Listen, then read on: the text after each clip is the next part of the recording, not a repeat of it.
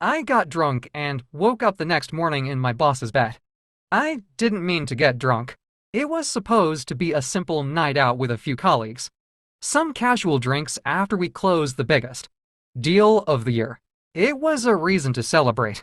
I'd worked late for weeks, barely sleeping, putting every bit of my energy into making sure the project succeeded. So, when everyone decided to go to the bar across the street, I figured, why not? One drink wouldn't hurt. That's what I told myself, anyway. But one drink turned into two. Then three. Then I lost count. Somewhere between the tequila shots and the pounding music. I remember seeing him. Elliot Carter, the CEO, my boss. The man who walked into every room like he owned it, which he basically did. He was powerful, untouchable, and so far out of my league that I'd never even entertained the thought of anything happening between us. That night, though, something was different. It started with a glance. I had been standing at the bar, trying to steady myself, when I noticed him watching me from across the room. His usual cool demeanor was there, but his eyes were different, intense, dark. I could feel his gaze even from a distance. And it sent a shiver down my spine. I ignored it at first, or tried to. But I couldn't shake the feeling that he was watching me, tracking my every move. Maybe it was the alcohol, but every time I looked his way, he was still there. Just standing in the shadows, a drink in hand, his eyes never leaving mine. I started to feel dizzy. Too much alcohol, too much attention.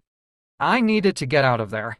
But when I stumbled toward the door, I felt someone's hand on my arm, steadying me. It was him. Careful, Elliot said, his voice smooth, but with a hint of something possessive. You've had enough. I looked up at him, my vision swimming slightly as I tried to focus. I'm fine, I mumbled. Though I knew I wasn't, I could barely stand straight. He didn't let go of my arm. Let me take you home. I should have said no. I should have told him I could handle myself. But instead, I nodded. Maybe it was the alcohol clouding my judgment. Or maybe it was the way his voice seemed to wrap around me like a warm blanket. Either way, I let him lead me out of the bar. The morning after, I woke up the next morning with a pounding headache, and the sensation that something was terribly wrong. My eyes fluttered open, and the first thing I noticed was that I wasn't in my own bed. The sheets were too soft, the mattress too plush, and there was a faint scent in the air, something masculine, musky, and familiar. I sat up slowly, wincing as the sunlight streaming through the window assaulted my eyes. My mouth was dry, my head a mess. I had no idea where I was. And then I heard it, a low chuckle coming from the other side of the room. I whipped my head around, my heart leaping into my throat. Sitting on the edge of the bed, his back to me as he buttoned up his shirt, was Elliot. I froze. Memories of the night before came rushing back in broken fragments. The bar, the drinks, Elliot leading me out. But what happened after?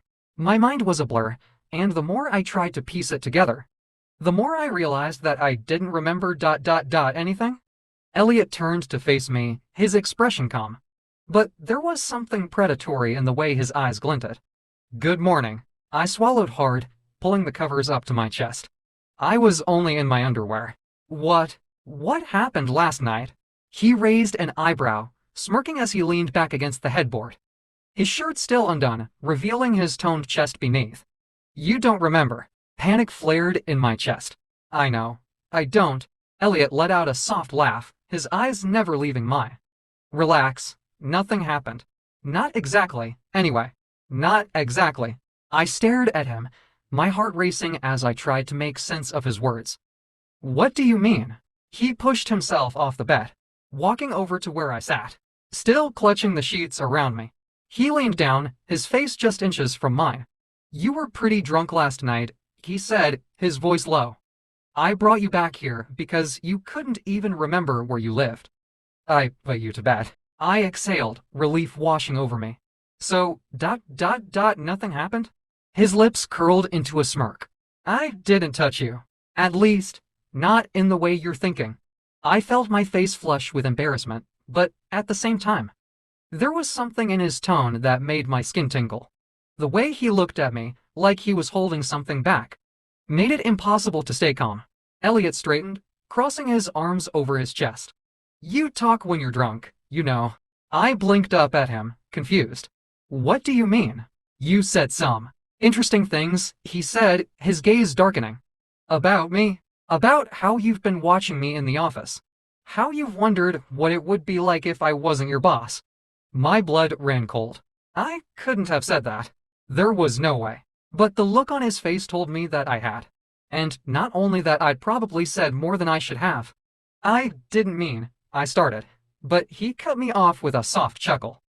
You don't need to explain, he said, his voice dropping to a dangerous whisper. I know exactly what you meant. My heart pounded in my chest as he leaned closer, his hand reaching out to brush a strand of hair away from my face. His touch was gentle, but there was an underlying current of power in it. I've noticed you, too, he admitted. And now that I know how you feel ... double quotes, comma. I stared up at him, unable to breathe as his words hung in the air between us. Now that I know, he continued, there's no going back. The days that followed were filled with tension so thick it was almost suffocating. Every time I saw Elliot at the office, his eyes would linger on me, as if he was daring me to acknowledge the unspoken shift in our relationship. It was impossible to focus when he was around. Every glance, every accidental touch, sent sparks flying through me. It wasn't long before the rest of the office started to notice, too. Whispers followed me wherever I went. Speculation, gossip. People were starting to wonder if there was something going on between the CEO and me. But no one had the courage to say it outright. Then came the jealousy. Elliot had always been territorial when it came to his work. But now that I was under his radar, he became possessive in a way I hadn't expected.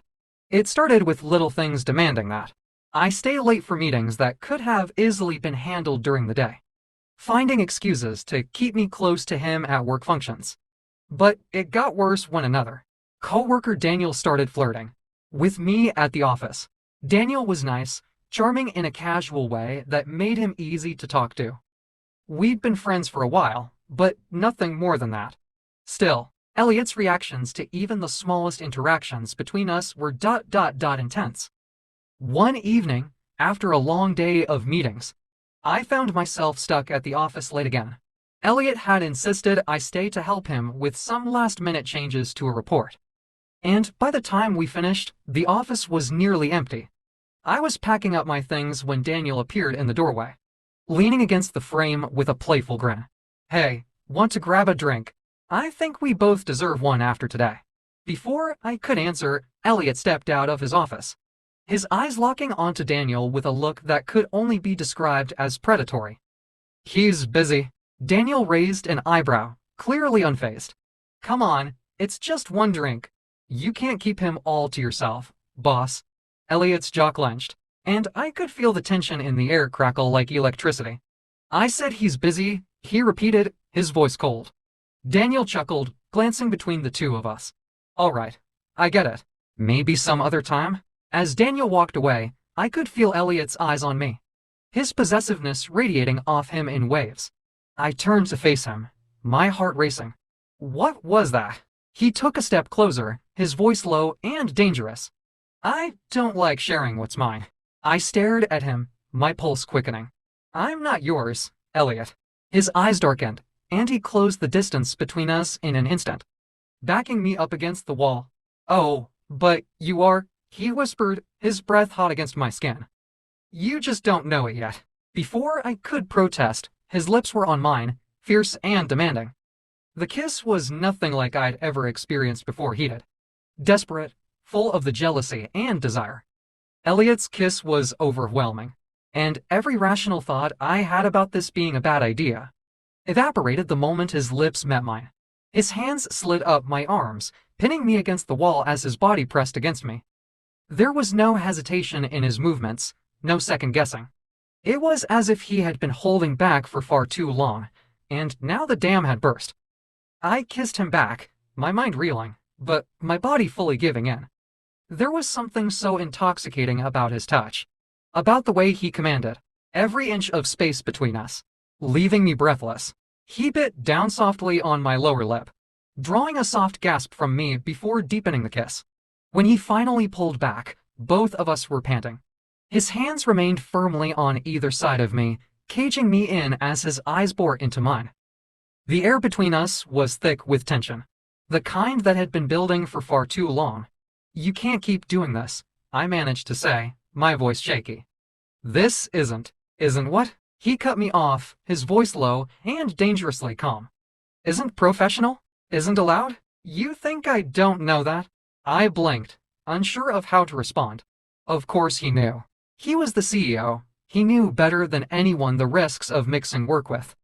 "Whatever this was, you're afraid of crossing the line," he continued, his thumb tracing the edge of my jaw. "But I crossed it the moment I brought you here. And so, did you?" His words sent a chill through me, but not because they were wrong. They were too right, and that scared me more than anything. I pushed him back gently, needing space to breathe, to think. "Elliot, this can't happen. You're my boss. If anyone finds out—" "No one will find out," he interrupted, his voice firm. "I'll make sure of that." I shook my head, trying to break through the fog of desire clouding my judgment. "And what about Daniel?" "You acted like—" "Forget about Daniel," Elliot snapped, his expression hardening. "He doesn't matter. He's just a distraction. You belong here with me." I stared at him, my heart pounding in my chest. There it was again, that possessiveness, that dangerous edge in his voice. It wasn't just jealousy. It was something darker, something that made my skin tingle with both excitement and fear.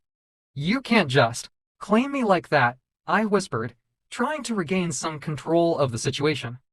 "I'm not a thing you can own, Elliot." His eyes softened slightly, but there was still that underlying intensity. "I don't want to own you," he said, stepping closer again, his voice a low murmur. "I just don't want anyone else touching you. Ever." I swallowed hard, my breath catching in my throat. His words were possessive, yes, but there was something undeniably seductive about them. Something that made my pulse race in a way I couldn't ignore. "Why me?" I asked, my voice barely a whisper. "Why now?" Elliot's gaze flickered, and for the first time, I saw a hint of vulnerability in his eyes. "Because I can't stop thinking about you," he admitted quietly. "I've tried. God knows I've tried. But every time I see you in the office, every time you smile or laugh with someone else, it drives me insane." I blinked, taken aback by his honesty. I had never imagined that Elliot, the powerful CEO who seemed untouchable, could feel this way about me. It was surreal. "I didn't know," I murmured, my heart pounding. He reached out, his hand cupping my face gently. "Now you do." After that night, things changed between us. The lines that had once defined our professional relationship blurred, and it became harder and harder to keep our growing attraction hidden. We found ways to steal moments together, quiet meetings in his office, lingering touches in the hallway, heated glances across the room during company events. But with every stolen kiss, every secret encounter, the tension only grew. And so, did the jealousy? Elliot's possessiveness became more pronounced with each passing day. He started questioning me about my interactions with other colleagues, especially Daniel. At first, I thought it was just concern after all. Office gossip was dangerous, and any hint of a relationship between the CEO and his employee could spell disaster. But it soon became clear that it wasn't just concern. One evening, after another long day at the office, Daniel and I were chatting by the water cooler.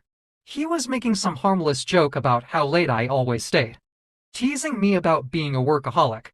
I laughed, not thinking much of it, when I suddenly felt someone's presence behind me. Elliot. He didn't say anything at first, but the look in his eyes was enough to send a chill down my spine. His jaw was clenched, his expression dark. Without a word, he walked past us and into his office, slamming the door behind him.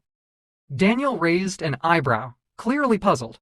"What's his deal?" I shrugged, trying to play it off. "He's just stressed. Long day." But deep down, I knew it was more than that. And as soon as Daniel left, I headed straight for Elliot's office. I knocked on the door, my heart racing. "Elliot, we need to talk."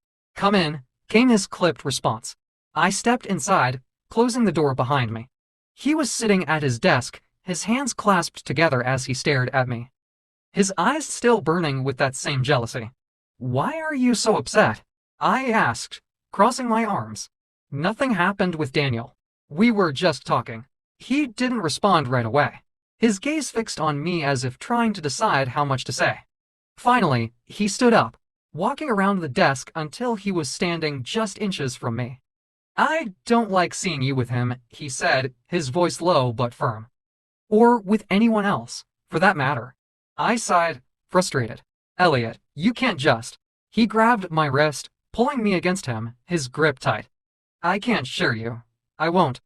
I tried to pull away, but his hold was too strong. His eyes were dark with intensity, and for the first time, I felt a flicker of fear. "Elliot, let go." His jaw clenched, and for a moment, I thought he wouldn't listen. But then, slowly, he released me, stepping back as if realizing what he had done.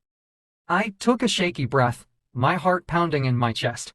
This can't keep happening. "You're acting like I'm in love with you." He interrupted, his voice harsh. "Because I am?" His confession hit me like a freight train, leaving me speechless. I had known there was something between us. Something powerful and undeniable, but love. That was a whole different level. And he sure wasn't acting like he was in love. He was more possessive than in love. I don't know what to say," I stammered, my mind racing. "You don't have to say anything," he muttered, running a hand through his hair, clearly agitated. "But I can't keep pretending that I don't feel this way. And I can't stand the thought of you being with anyone else." I stared at him, unsure of what to do. The intensity of his emotions was overwhelming, and I didn't know if I could handle it. "Elliot, this is complicated," I said carefully. "We work together. You're my boss. If anyone finds out—" "I don't care about the company," he cut in, his voice rising. "I care about you." Before I could respond, the door to his office burst open, and the head of HR, Ms. Linton, stepped inside. Her face was grim, her eyes darting between the two of us. "Elliot, we need to talk," she said sternly, now. The tension in the room shifted instantly. I could see the fear flash in Elliot's eyes, but he masked it quickly, straightening his posture. "About what?" he asked, his voice calm but strained. Ms. Linton's gaze flickered to me, and then back to him. "There have been complaints from other employees about your behavior." My stomach dropped. Complaints. I hadn't even realized people had noticed anything.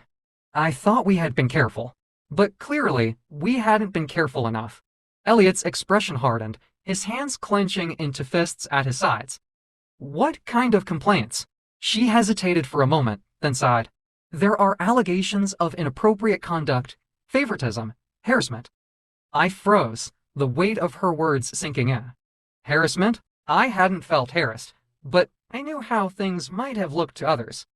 The late nights, the closed-door meetings, the way Elliot acted around me. It all must have seemed wrong. Elliot's face paled, but his jaw remained set. "That's ridiculous." Ms. Linton raised an eyebrow, clearly unimpressed. "Regardless of your opinion, these are serious accusations. We'll need to conduct an internal investigation." I glanced at Elliot, his usual confidence crumbling before my eyes. This was spiraling out of control faster than I could have imagined. And the worst part? I wasn't sure how to stop it. I tried to calm him down, but nothing I said seemed to matter. His jealousy, his possessiveness, had only intensified since the investigation started. He hated the idea of anyone else even looking at me, let alone talking to me. And it wasn't just Daniel anymore. He'd ask about everyone, my friends, my coworkers, even my neighbors. One night, I found a bouquet of roses outside my apartment door. No note, just the flowers. I knew they were from him. It wasn't romantic, it felt like a reminder, a claim. The next morning at work, I tried to confront him, but he avoided me, slipping into meetings and dodging my attempts to speak. The more I tried to push him away, the more intense his behavior became. Then came the emails. It started with simple, vague messages. "We need to talk," or "I miss you." But then they escalated detailed. Obsessive confessions of how he couldn't sleep without thinking about me. How he couldn't stand the idea of anyone else being near me. They terrified me more than they excited me. And I knew something was very, very wrong.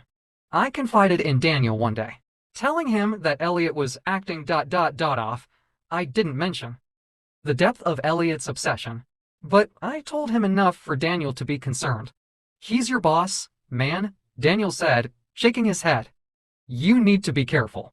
This kind of stuff never ends well." I knew he was right, but what could I do? Elliot was my CEO. He controlled everything in this company, including my job. Later that night, I decided to turn off my phone, wanting to disconnect from everything. I needed time to think, to breathe. But when I woke up the next morning, my phone was filled with missed calls from Elliot, voicemails, texts. Asterisk, where are you? Asterisk. Asterisk, why aren't you answering? Asterisk. Asterisk, is someone with you? Asterisk. The messages got more frantic as the night went on, and my heart raced as I scrolled through them. It wasn't normal. He wasn't acting normal. I rushed to the office that morning, feeling sick to my stomach. As soon as I walked in, I headed straight for his office, determined to confront him once and for all. But when I got there, the door was already open and I wasn't the only one inside. Two police officers stood in front of his desk, and Elliot was in handcuffs. My heart stopped. "What's going on?" I asked, my voice barely audible. Ms. Linton, who was standing off to the side, looked at me with a grim expression. "There's been a development. After reviewing the evidence, it appears that Elliot's behavior has crossed a line. He's been charged with harassment, stalking, and misuse of company resources." My mind spun, unable to process what I was hearing. Elliot, my boss, the man who had once been so composed and untouchable, was now being led out of the building in handcuffs. As he passed by me, his eyes locked onto mine, filled with something I couldn't quite place: anger, desperation, love. No, obsession. "I'm doing this for us," he said under his breath, just loud enough for me to hear. "Don't forget that." I watched in stunned silence as they took him away, my heart pounding in my chest. The man who had once been so powerful, so in control, had let his obsession consume him, and now it had cost him everything. The weeks that followed were a blur. Elliot was gone, facing charges that would take months, maybe years, to resolve. The company went into damage control, trying to distance themselves from the scandal as much as possible. I was given time off, partly to recover, and partly to ensure I wasn't implicated in the mess. As the dust began to settle, I found myself reflecting on everything that had happened. The passion, the jealousy, the intensity, it had all felt so exhilarating at the time. But in the end, it had nearly destroyed me. But there was something else, something that I had been ignoring for too long. Elliot wasn't a man in love. He was a man consumed by his need for control, and that had made him dangerous. I'd learned the hard way that love wasn't enough when it was built on obsession. Months later, I returned to the office, ready to start fresh. The company had a new CEO, and the investigation had cleared me of any wrongdoing. Life was slowly returning to normal. And as for Elliot, he remained in jail, awaiting trial for the charges against him. His obsession had led him down a dark path, and now he was paying the price. But I was free. Free to move on, to heal, to find love that wasn't driven by possession and jealousy. And this time, I'd make sure it was on my own terms. The end.